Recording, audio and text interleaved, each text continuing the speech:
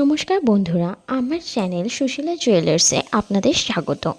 আমার এই নতুন চ্যানেলে আপনারা পেয়ে যাবেন খুব লাইট ওয়েটের নিউ জুয়েলারি কালেকশন। আর এই জুয়েলারি কালেকশন আরও বেশি করে পেতে চাইলে অবশ্যই চ্যানেলটিকে লাইক, কমেন্ট এবং সাবস্ক্রাইব করুন।